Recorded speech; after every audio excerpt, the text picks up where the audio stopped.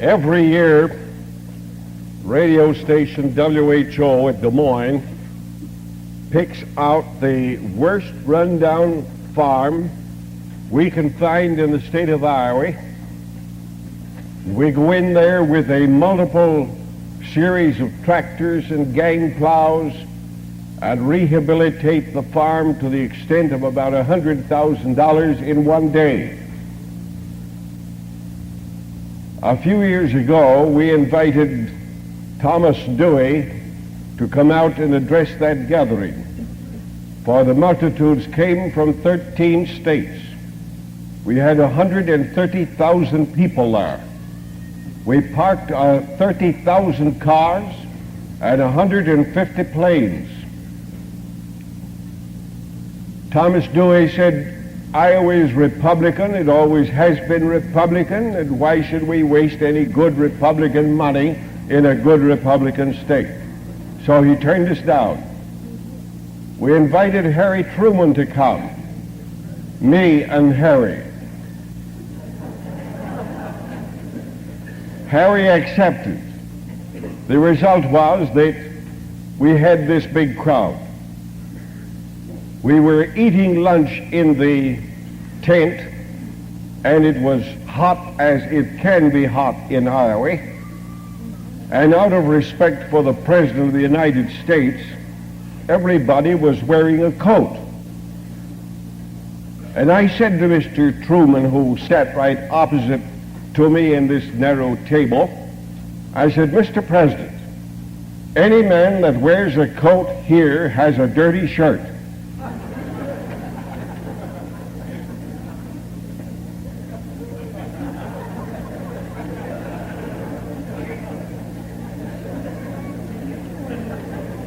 That's what I said to Justin. He took his coat off. He took his coat off.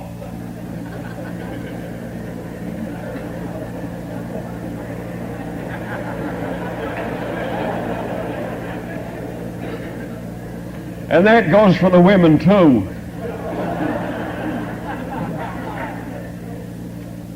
You know, a few years ago, we made a trip down to the Southern Islands, and we saw fit to write a book, which was issued last September by Rand McNally in Chicago, entitled Upside Down and Right Side Up with B.J. Because when you're below the equator, you're upside down. And when you're upside down below the equator, you're right side up. It also wrote up the story, the best story that was ever written on the lost cities of Angkor Thom in old Cambodia. The book is 1,048 pages with 530 pictures. It was issued last September. The book cost us $16,000. It is not yet entirely paid for. Now, I would like everyone who will tomorrow purchase a copy of that book, please stand.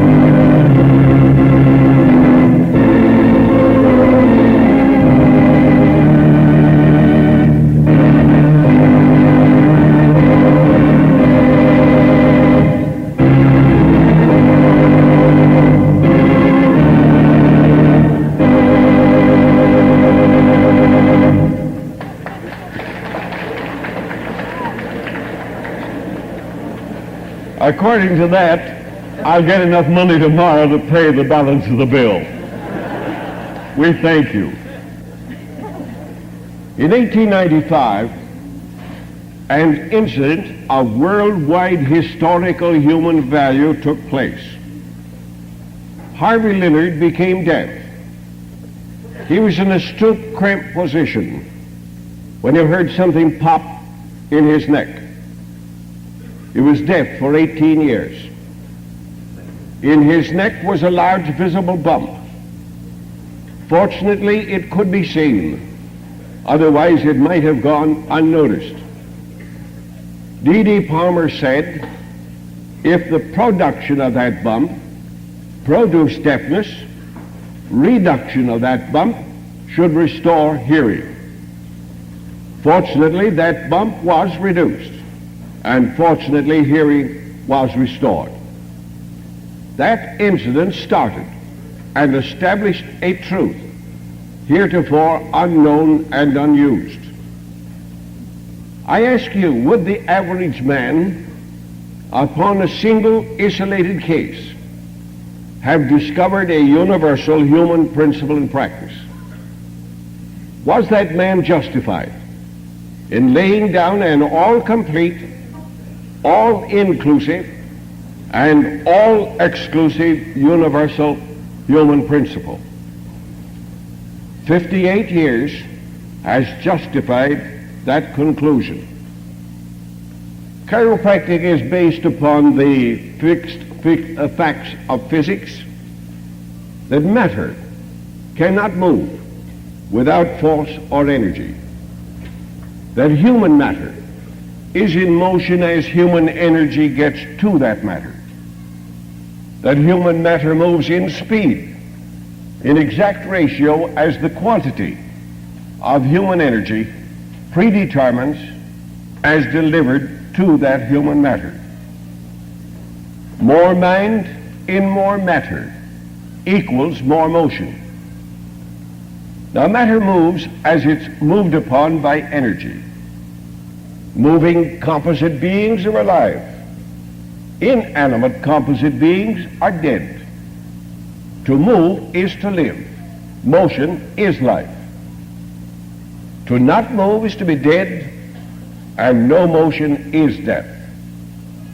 A necessity for motion, and to be unable to control motion, is dis-ease. Matter cannot move without energy to move it. So the quality of living is an element entirely within the knowledge and province of innate intelligence resident within us. Matter moves at a normal rate of speed when man is well. When it does, matter lives and is healthy. Reduce the speed by reducing the quantity of energy that moves it, and you reduce the quantity and quality of production of its product and its byproducts. And it is as simple as that. Life or living matter or matter action at normal rate of speed is because of a continuity flow of energy through a continuity of matter. Break the continuity of matter or the continuity of energy, and you break the continuity of action with its consequent reduction in product and byproducts. Cut a nerve in two by intention or through an accident. Somewhere between the brain and the end of that nerve in the body, and you have broken the continuity of the medium which carried the continuity of energy flow. If the nerve is in natural continuity, as it was intended to be in human beings, between brain and the end of that nerve in the body, then the continuity of energy flow is normal, and the individual will be well unless it's broken. The constant which comprises the scientific fundamental upon which chiropractic rests is an accident of some kind, one of many kinds, introduces the external concussion of force, which, when it meets resistance with the body it contacts, produces a concussion of forces, one invasionary, the other resisting, which, because of the clash and concussion of forces, betwixt and between, being the vertebral column, subluxates a vertebra of the spinal column, which in turn produces an occlusion and a pressure and an interference to flow, and creates dis-ease. The chiropractic practice is to locate the exact vertebral subluxation and ascertain its precise abnormal position, then by hand only efficiently give it an adjustment to correct its malposition, which opens the occlusion, releases the pressure, restores the transmission, and given time produces health. And it is as simple as that. All energy for all the body is resident in all the brain. Each part of the brain produces all the energy for that part of the body. Cut off or reduce that normal quantity of brain energy from going to some part of the body, and it reduces its tissue speed, reducing its working product or byproducts, and the individual becomes sick. And if entirely cut off, would be dead. The brain is the life source. The spinal nerves and spinal cord merely convey or transmit that life force to all parts of the body. The human brain is a human dynamo. The human body is a series of human motors. The human nervous system is a series of transmitters of human energy, both efferent and afferent, completing circuits, generating, conveying, and acting human electricity. Each nerve circuit, brain to body and body back to brain, is independent in brain production, nerve transmission, and tissue cell speed of action, yet simultaneously dependent from all others, as all others are dependent upon it. But this human innate mind is a great intellectual director, regulator, or controller of human energy. For mind is a thought force. If the brain generates the thought force, the nerves convey thought energy, the body expresses that mental function, the body will be healthy in all parts. If the normal quantity of mental impulses get through from brain to all parts of the body. So you see how easy and simple the whole problem is.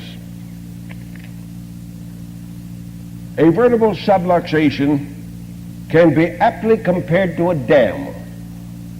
The vertebral subluxation squeezes the opening through which nerves pass. The reduced size of this opening produces a pinching or pressure upon nerves.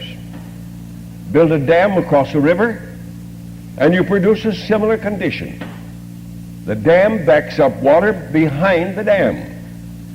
This keeps water from going through and getting below the dam. Subluxation acts as a dam on the nerves or spinal cord. This stops the blow forward and backs it up behind it. This damming back of human nerve force produces a stuffy, full, congested feeling behind the obstruction in the head. It also keeps nerve force current from flowing forward below the obstruction, starving the territory below, which would be otherwise fed by that nerve force flow. When a dam gate is opened, the water is permitted to flow through, and when an adjustment is given to the vertebral subluxation, the nerve force flow is permitted to flow freely to the places above or the places below. And this relieves the congestion above and feeds the starved area below the dam. And health is thus reestablished. Getting sick people well is as simple as that. Now, chiropractic, having a right formula, for getting sick people well does get sick people well. If chiropractic was wrong, it would fail to get sick people well. Chiropractic being right, it is applicable in 100% of cases. If it was wrong, it would apply in no case. The chiropractic principle and practice being fundamentally sound, then it is right all the way. Vital and fundamental principles have a definite fixed approach and application which are not subject to the caprices and idiosyncrasies of men. If they were, chaos in all fundamentals would exist. In this category are found all sciences. It is that stability which makes it a science. 2 times 2 makes 4. Not sometimes, but always. Universally so. This regulatory factor is not a matter of individual opinion, in which one may make it 6 and another make it 8. It is always 4, no matter who, why, where, or how. It is this fixed rule of mathematics which makes it a science. Chemistry and astronomy are 2 more having fixed principles and practices. It is that ability to agree on fundamentals that makes scientists. It is that inability to agree on fundamentals that draws the sharp line between scientists and theorists, realists and sophists.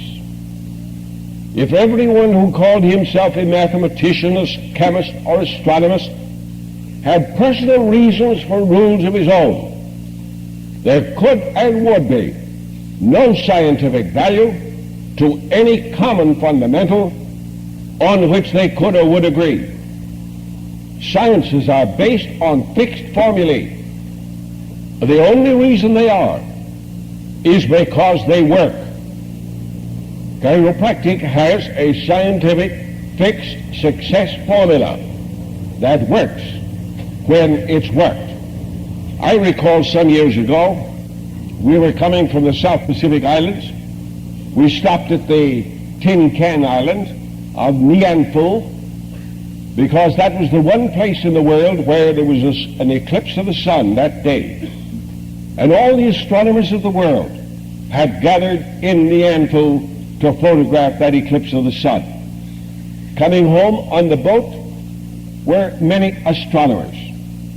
And I said to the astronomer from the Department of Astronomy of the University of West Virginia, one night we were sitting out on the deck, I said, "Professor, tell me, how near did your various astronomers that was gathered from all the world, Siberia, Russia, Norway, Sweden, Denmark, Belgium, France, Germany, South Africa, New Zealand, Australia, Japan, China, how near did you agree as to when that eclipse would begin and when it would end?" He said, "We all agreed to the second, both coming and going, with the exception of one man." Well, I said, "How much was he off?" He was off 1/2 a second. That's what makes astronomy a science. It is this ability to lay aside the differences of views, agree on fundamentals, hold the differences of opinions on everything else, which enables scientists to find factual data and then agree. Somewhere between the law of facts of living beings, wandering through the maze of the failures of the practice of medicine, there is a law to life, to which and through which all the so-called phenomena of life and death, sickness and health apply. There is a health success formula that works somewhere. Time, place, and individual opinions do not change the fact. They only mislead one in searching for the right formula. When that chiropractic success formula is used, medical mysteries disappear and common sense will be understood. Instead of the very fertile sick field being under intensive health cultivation, producing bumper crops of healthy people, there exists a medical jungle of undergrowth of weeds, impenetrable and impassable, with many sowing wild weeds to make it worse. Each science has its law, from which no man who professes to be an advocate and a follower can escape. His beginning, his boundaries, his circumscribed path are defined and confined by it. No man can work against law and expect law to work with him. That is the law of law. Where is the medical man who, with all his medical education, could artificially make and direct the function of one tissue cell? Yet the innate intelligence, living, directing, and regulating all the tissue cells and functions in the mother, builds entire baby bodies. That is the wisdom the chiropractor prefers to permit to get sick people well. This reasoning is equally true in man. His conception, gestation, development, birth, life, death, health, sickness, and restoration back to health. It was and is governed by law. It has been governed by law for millions of years in millions of bodies. It is governed by law now in millions of people. To know that law and to work with that law is to know how to get sick people well. That law is simple in principle and practice. As 2 times 2 makes 4, not sometimes, but always. A chiropractor knows that law and works with it. That's why sick people get well. And it is as simple as that. Chiropractic has discovered and developed knowledge of that law that has always existed and fills the great void for that law in the application to manly sickness. Chiropractic destroys nothing, replaces nothing, substitutes nothing. Neither is it iconoclastic against any present-day satisfactory order of things in conformity with that law. Chiropractic is an original and new principle and practice as compared with all others in its field of effort, and was born of a necessity to make possible a long sought for, hitherto impossibility. The automobile did not replace the horse, even though both were transportation methods. The electric light did not substitute kerosene, even though both sought light. Neither does chiropractic substitute medicine, though both desire health to the sick. Each in its turn and place incorporated a new principle, a new practice, and a new result. Chiropractic has fundamental postulates of science, has constants for scientific logical procedure, possesses essential processes to base its science on. Therefore, it meets the exacting demands of proving itself in terms of science. Chiropractic fundamentally does get sick people well because it has well-defined, well-identified scientific principles, step by step in sequence, from health to dis-ease and from dis-ease back to health. Hence, chiropractic locates and corrects a true specific of cause and cure of dis-ease. Chiropractic, like all sciences, always works and does attain the same ends of any science when scientists work with it, apply the correct rules, which established it as a science. Chiropractic is natural, created before man, not by man. Chiropractic is as powerful as any other power contained within and liberated by law or by any other natural power or anything natural. It has nothing artificial in its makeup. It is reason and logic within every bound of logic and reason.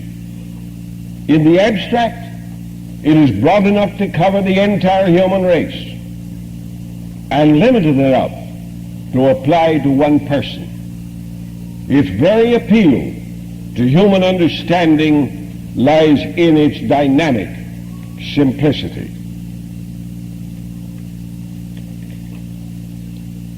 Medicine to the average individual is a mysterious principle in practice. It too can be reduced to a simple formula. Weaving through the multiplicity of diagnostic names and prescriptions, it boils down to two diseases. Too rapid action for one type, too slow action for the other. And then that's why you find so many hyper and hypo prefixes to their names, for which it has two kinds of drug treatments: to inhibit the stimulation, to stimulate the inhibition. In other words, hypo the hyper and hyper the hypo. Two general kinds of drugs to treat two general kinds of diseases. A good example that comes readily is the heart and its action. If it beats approximately 72 times a minute, we have normal pumping action and the heart health exists. If it beats 85 times a minute, it is now pumping too fast, and the heart disease, diagnosed as tachycardia, exists. For this, the physician would give some drug which would inhibit the rapid action. What kind of drug or how much to give might be difficult for him.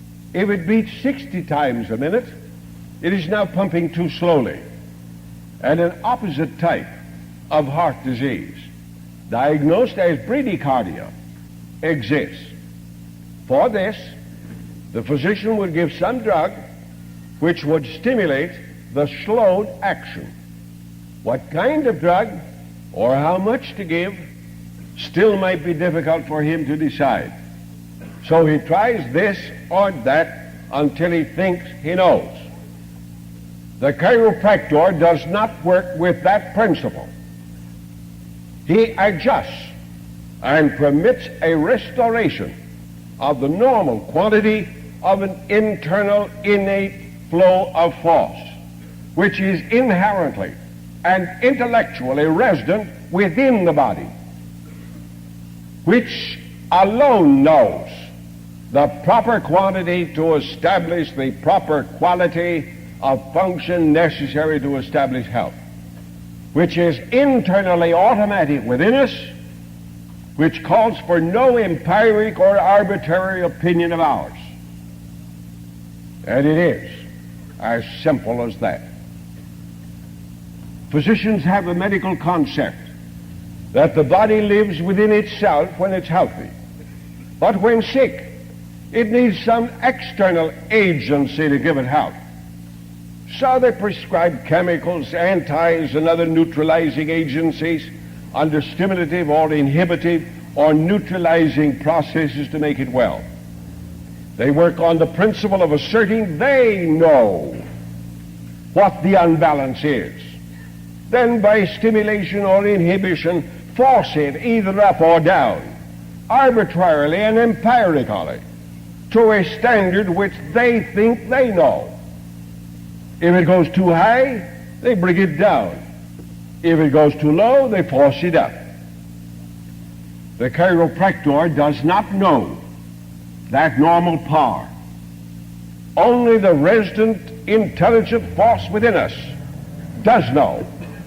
So, we leave all of that to it. It is as simple as that. When drugs are given, it is with the assumption that the physician knows what is wrong. His diagnosis is infallible. The physician knows the exact failure chemical formula, therefore knows the exact correct chemical formula to give. If it is a stimulated condition, he knows exactly how much of an inhibitive to give to balance. If it's an inhibited condition, he knows exactly how much of a stimulative to give to balance. He knows what the balance is, or should be, without possibility of error. When he gives a drug by way of the stomach knows just where the physician wants it to send it, and sends it there without deviation or deflection. For instance, if it were rheumatism in the right big toe, the stomach would not send it to the left big toe. The chiropractor presumes no such understanding. He adjusts at the location of the interference. This is all he can do. The brain generates the right quantity of force in health and sickness.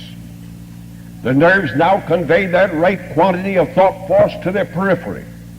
Wherever those nerves go, where the dis-ease is, to the place or places where it should go. When the normal quantity arrives, it knows exactly what to do and how to do it to produce the right quantity and quality of life. All the things I don't know, it does.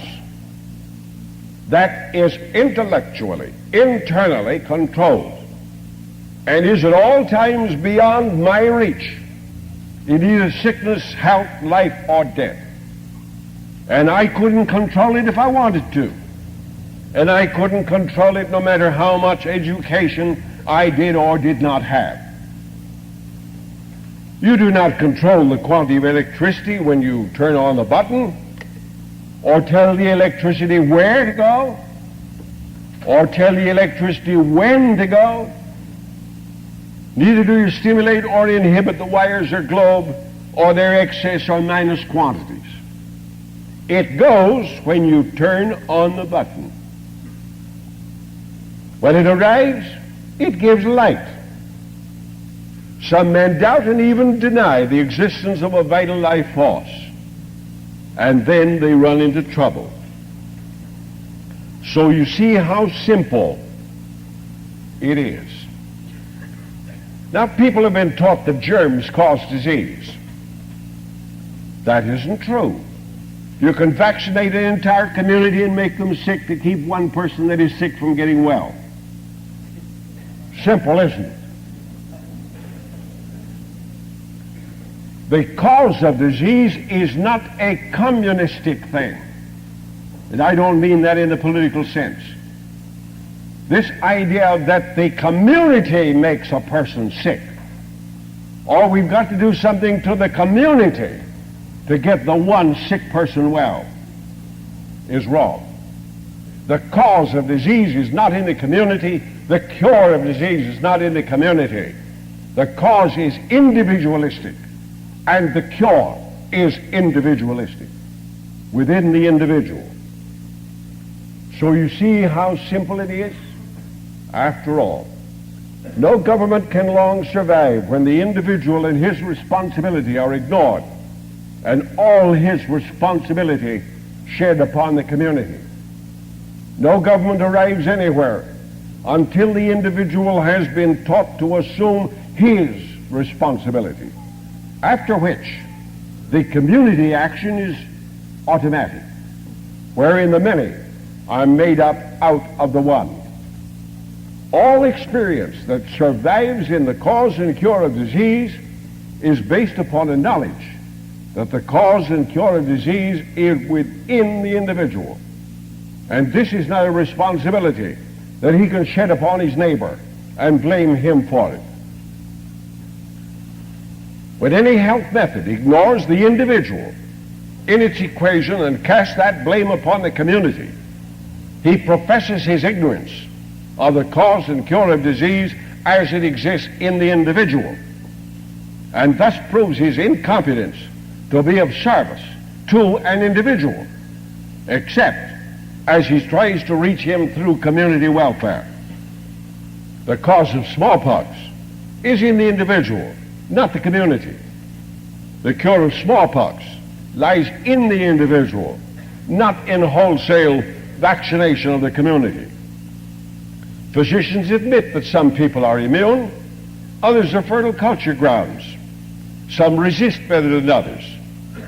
Those who resist are stronger and are more able to cast off. And you ask any physician, why of 1,000 people, 5 are down with smallpox? You say that 995 are able to resist the invasion. What makes resistance? It's that internal power that flows from within that builds up the resistance to the invasion of anything. Then why blame the community and vaccinate them all? An individual with a subluxation will resist less, and one without will resist more. Resistance from within is fundamental. With it we resist, and without it we invite invasion. All schools of health are agreed upon this principle as sound. Germs exist. We don't deny their presence. We deny them as a cause of disease. I think it's safe to say that if throat swabs were made of everybody in this room tonight, you'd find that the most of you have tuberculotic germs, you have typhoid germs, you have malarial germs, you have smallpox germs, and you have several kinds of germs in your body right now. But are you sick? No, because your body can resist them. Germs are scavengers. They help to keep the alleyways of the sick body clean. They eat it up, the same as we send rats out to eat our garbage. The rats don't cause the garbage to be there. It's the balance of nature in keeping up the balance between scavenger matter and scavengers. You see, when the chiropractor affirms this principle of the necessity of internal resistance in the individual, and then practices that by making the internal resistance naturally possible in the individual, flowing from within, he confirms his consistency in principle and practice. I recall, as I told you the other day, on this great surgeon who came. I don't think we ever convinced him in any way, but look what it did to his wife. Now, as a practical observer, watching the efforts of medical men, this brings back to my mind, just flashes through. Some years ago, I was to lecture in Portland, Oregon. And I had been reading several medical books, and it talked all about the phenomena of medicine, which called to my mind that some years before that I'd been down in Kentucky. And I saw a great big fat Negro sitting on a split rail fence. And I said, Sam, it seems to me that with this fertile soil you have here, you ought to raise a good crop. He said, yeah? And I said, it seems to me with this sun beating down, you ought to raise a fine crop. Yep. Well, it seems to me if you had a little rain, you could build some fine crops here. Yep. I said, it seems to me that with a little energy, you could do a lot of things here. And he said, yep. Well, I said, what are you waiting for? He said, I'm just waiting for that little energy.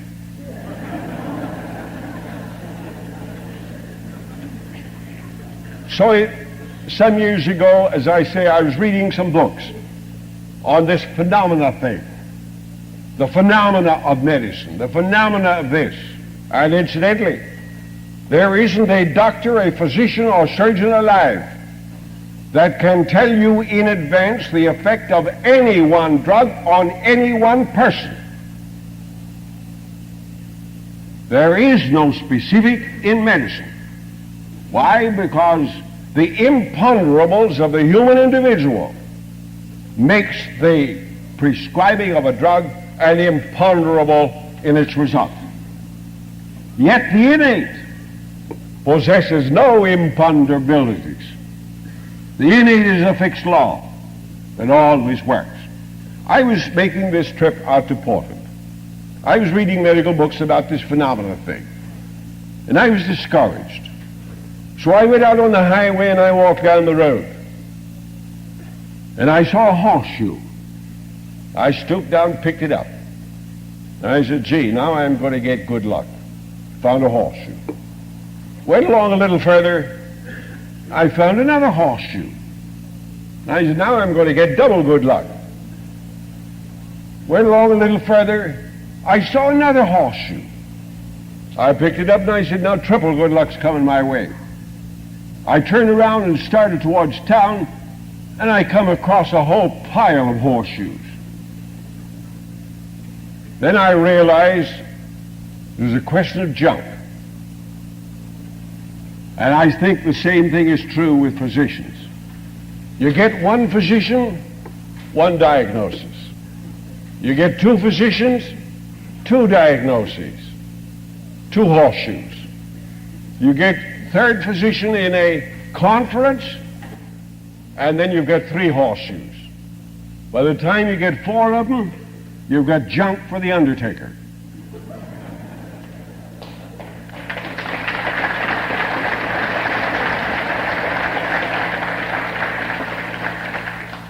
The medical profession seek, aim, and to destroy what they think are human life destroyers. They're supposed to lurk like murderers in every dark crevice and crack and corner in your body, in the air, the wood, the water, the food, even inside a man. And so they fluoridate the water to kill the germs, to keep you well, when health comes from within. That's why we have well water here. Everywhere are multitudinous microbes, some so small that even an electron microscope magnifying 100,000 times can't find them. These natural products, as natural as man himself, conceived and created by innate, designed by innate, to fill all natural functions, are exhibited by man alone as horrible examples of mistakes of innate. I wonder how those people figure out that God actually made the world. Now you see, he made all these devils to decimate man, and yet he's been doing a pretty good job of it for millions of years.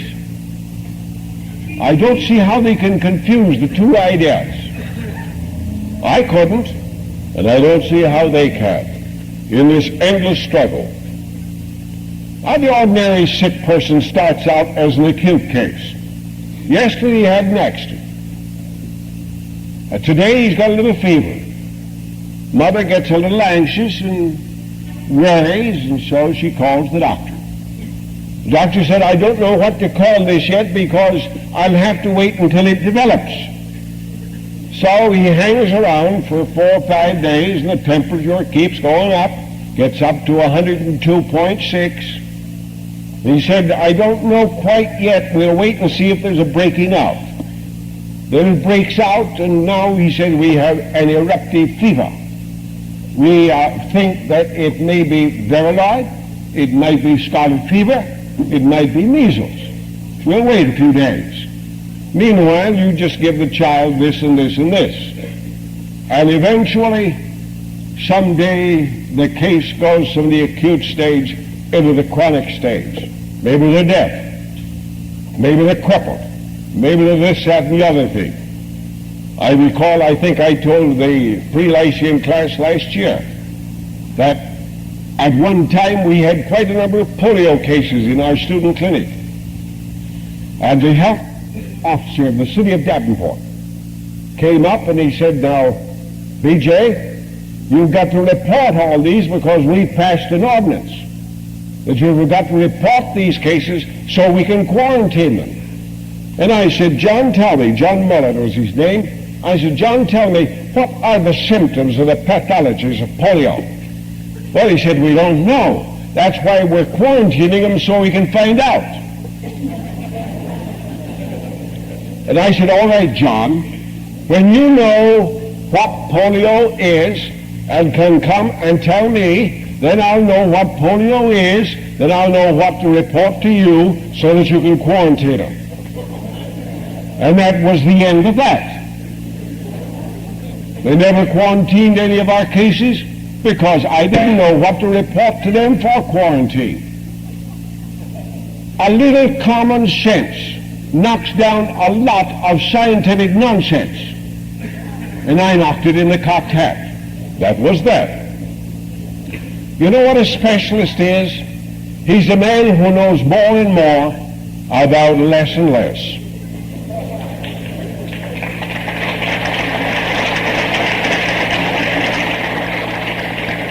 He spends a lifetime on the eye, the ear, the nose, the throat, the heart, the stomach, or what have you.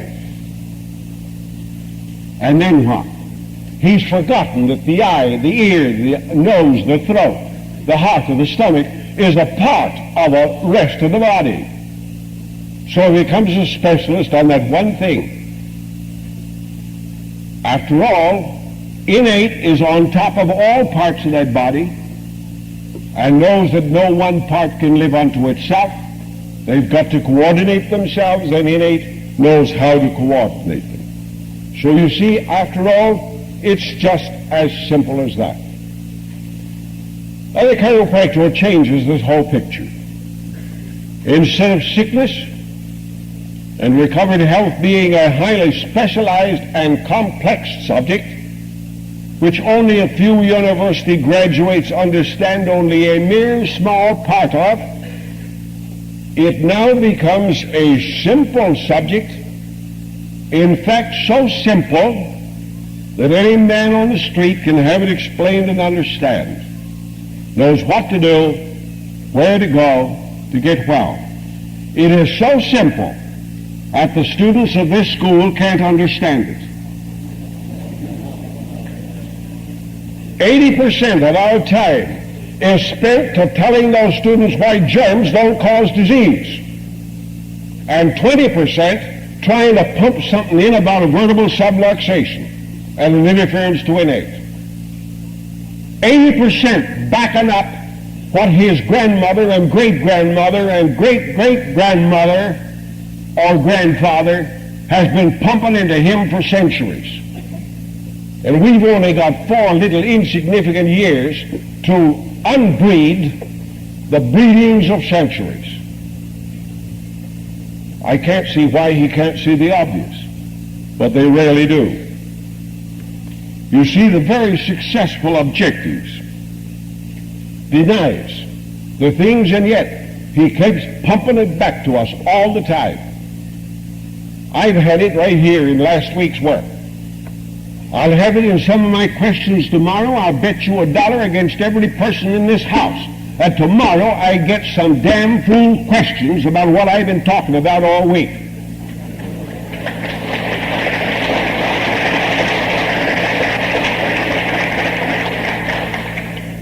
But just remember that the transition from the old order of things to the new order of things is a question of growth. And growth is a question of time.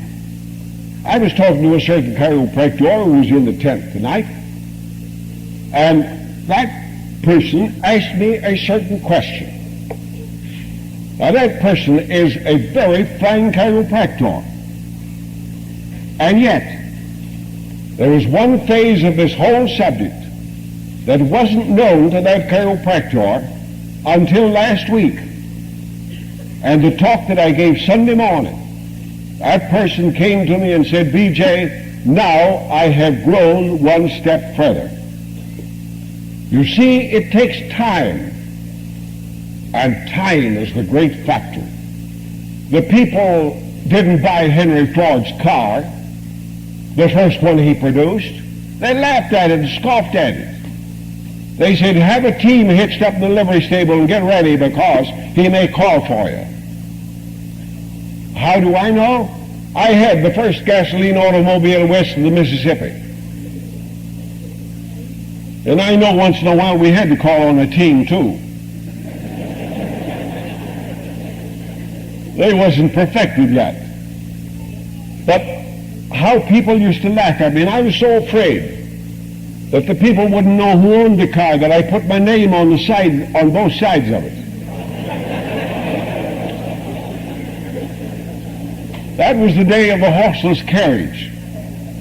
And I know when the farmers came to town with their eggs and chickens, once in a while a team would run away.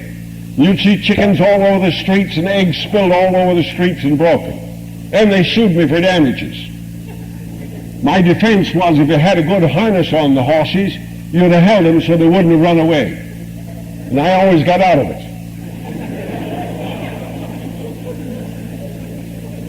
So I know what it means to be a pioneer.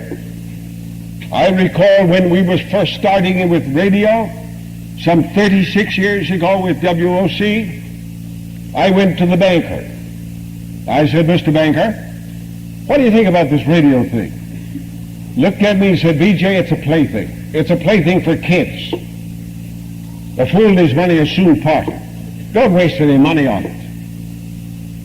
Then I went to the editor of a newspaper, put the same question to him. He said, BJ, a fool and his money soon parted. It's a kid's plaything. Don't waste any money on it. Here about 5 years ago, I was offered $200,000 for WHO. I went down to the banker. I said, what do you think? Here's a letter from the National Broadcasting Company offering me $200,000 for WHO. And he said, BJ, by all means, take it. That's $200,000 in the bank. Take it.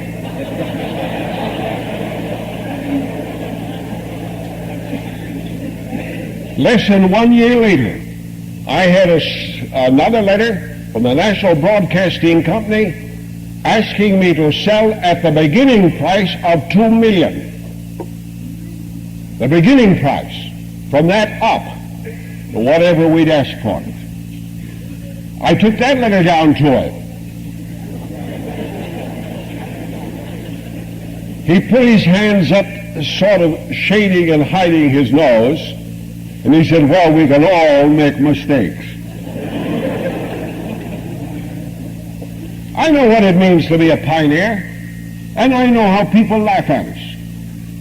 But somehow it didn't stop me. 36 years ago, I laid down this principle. This is a community station, owned by the community for community service. That has been always our watchword in the use of that station. And we've never missed fire with it. At the same time, 36 years ago I said, the day will come when we will bring the world to your ears. We will bring the world to your eyes, and we'll bring it in color. 36 years ago. We've been bringing it to the ears for 36 years. We're now bringing it to the eyes the last 5 years with WOC. And now we're broadcasting color. So after all, where was the vision? It takes guts, intestinal fortitude to have a vision and stand by it until it comes through. We sunk $440,000 in WOC before we were able to get our first commercial dollar back from it. But oh boy, we've got it back since.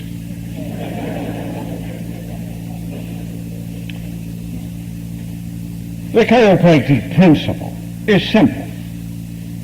The practice is simple.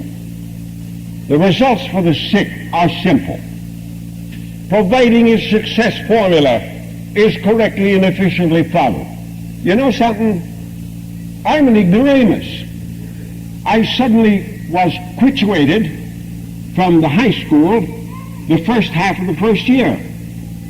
Will Logie that run a chain of drugstores and Will Hickey that runs a chain of cigar stores and myself, we took some live rats to school in cigar boxes. In the study room where there was about 400 students, about half of them girls. And we turned them loose, the rats. And the girls jumped up on the desk and pulled their skirts out. Well, that's why we did it.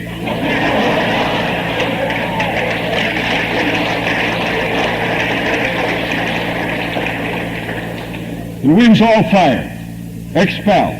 I never went back. So I'm an ignorant man. What do I know about chemistry? All I know is H2O means water, and I don't know that. I just think that's so. Maybe it is, maybe it ain't. What do I know about bacteriology and microscopy? Nothing. What do I know about a lot of this junk that we're compelled to teach here in order to go around and prove to the world that we're highbrows? I don't know those things, and yet you super intelligent people come here and listen to an ignoramus talk.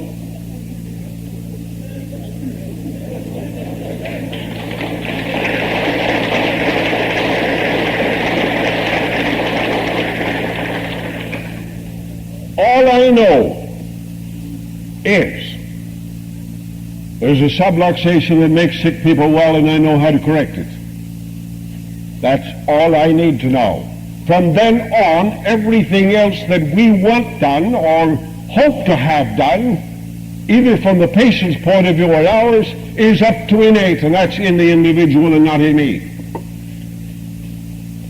I recall some years ago, I went to Belington, West Virginia, opened an office upstairs in the Oddfellows Hall. All I had was a suitcase adjusting table. I had nothing else. But within my mind, I was a disciple of my father. My father said, the cause of all disease lies in the backbone. And being a good St. John or St. Peter, I believed him. And I went out on the highways and the byways and began punching backbones, ignorant little kid of 18. And I was getting sick people well. Why did I succeed?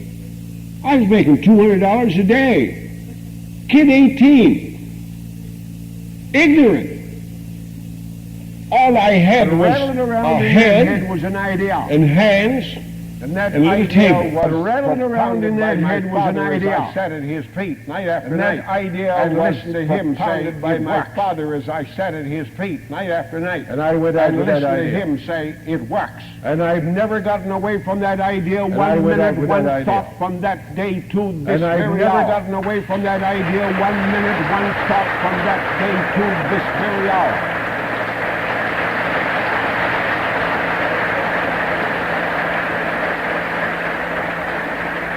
I was talking to some great educator the other day. He was lauding my achievements. I was talking to some great educator the other day. All modestly. He was lauding my achievements. But at the same time, I was thinking what a fool he was. And I took it all modestly. But at the same time, I was thinking what a fool I admire you for. And I said, what's that? Your consistency. He said, BJ, there's one thing I admire you for. And I said, what's that? Your consistency and persistency. The consistency, insistency, when you've got that inner deep conviction that you know it works. When you've got that inner deep conviction, it works. That you know it works. Nothing to take it away from you. When you know it works. I recall when I was down in Florida last winter, Herb Hender came down and I recall when I was down in Florida last winter, Herb Hender came down and saw me. Spent a week or two with me. Professional talk. And we was talking one night this question. Cronies. He said, BJ, have you ever known anybody? Herb asked this question. Whoever got the big idea? He said, BJ, have you ever known anybody? Or denied it? Got the big idea? That has ever forsaken it? There's Barry Jane Gatz. There's Tina Martin. And I got to thinking. There's Dr. Barry Jane Gatz. There's and Tina on the Martin. list as they flashed to my mind. There's Dr. This. I should know Dr. her. that. I've never known one that that got the idea. I should know that ever her. forsook it. I've never known denied one that got the idea. And that is true. That ever forsook it. It's only the people denied that don't get the bigness of the simplicity of this simple principle. It's only in the practice. people that don't get the That bigness forsake of the it, deny it. simplicity of this simple principle in practice. I've often thought since I was deny it. Over in the Palestine, the Holy Land. I've often thought since I Here was was a simple over man in the Palestine, the Holy Land, bringing forth a tremendous principle. Here was a simple man, the fatherhood of God bringing and the forth brotherhood a of man. tremendous principle. That's what it amounts to when you boil it down to The its fatherhood essence. of God and the And brotherhood he of was man. going around That's what it preaching amounts to when you boil it down to its the essence. fatherhood of God. And he and was the going brotherhood around of preaching, And he didn't the make any fatherhood of discrimination between and the white brotherhood man, of black man, man, yellow and he man, didn't or make red any man, discrimination Jew between or Gentile, white man and black man, Mohammedan yellow man or or Buddhist, red man, Jew The or principle he laid Gentile, down was big enough for all Mohammedan for or all time Buddhist. to come. The principle he laid down was big enough for And then all where the did he world pick for up all his time to come. disciples? Simple little fishermen. And then from where the did Sea he of pick up Galilee. his disciples? Simple men. Simple little fishermen. He went from the Sea of around Galilee. preaching that gospel. Simple men. And he wasn't understood by very He went many around people. preaching that gospel. But time And he time wasn't has understood grown by very many the people. understanding. But Time time principle. has grown The strength the understanding of the Christian principle that is simple in its principle. simplicity. The strength of Not the in its Christian complexity. principle is in its If simplicity. we just get that principle over, Now, not in its complexity. let me see if I can give you an If we idea. just get that principle over. I'm Now, going to take a trip let into a me see if I can chiropractor's give you office. an idea. I'm The going to take patient a comes trip into a into a chiropractor. chiropractor's office. First thing he does is take The his little patient bottle. comes in that's sick. And then let me take your front First thing he feet and does let is me take do his this, little that, bottle. and the other thing. Give me some sputum. And then let me take I your wanna pulse take beat some and of the let me do earwax this, out that, of and your the other ears. thing. Give me some sputum. And he goes through a long I want to rigmarole. take some of the earwax out of your ears. And then And he eventually goes he through a long diagnoses. rigmarole. And then he says to the And then person, eventually he now I diagnoses. can't do anything for you for, And then he says at to least the 2 or 3 person, weeks. Now I can't I'll do have to anything look for up in you the for books and see what at I least am 2 or to 3 do weeks. for you and what I am to I'll give have you. to look up in the books and Any see what complexes I am the to thing do for you and Perfect. what I am to give you.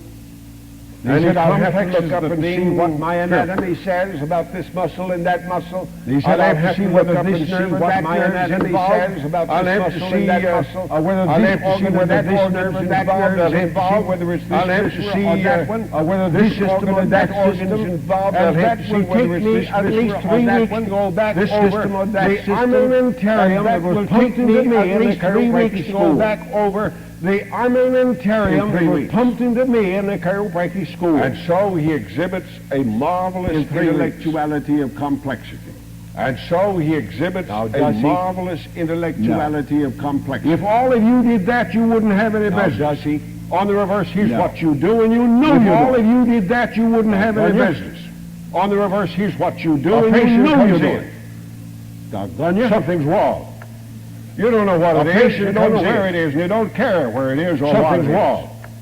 You But don't you know do what know. it is. You don't know There's a where it verbal is. You don't care subluxation. where it is or what it is. You take him in, you get a spinal But you graft. do know.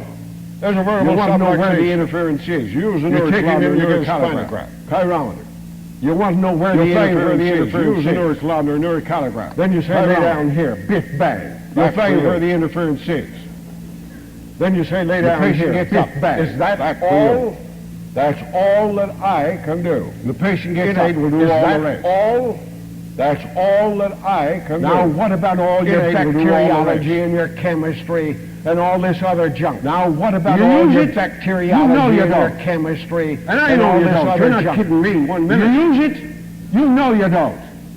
And I I know you know don't. You're that not the kidding moment me you 1 minute. pass your basic science board, and the moment I you know pass that your the moment you chiropractic pass state your board, basic out in science the alley board, with the junk. and the moment you pass your chiropractic state board, Out in the alley with the junk.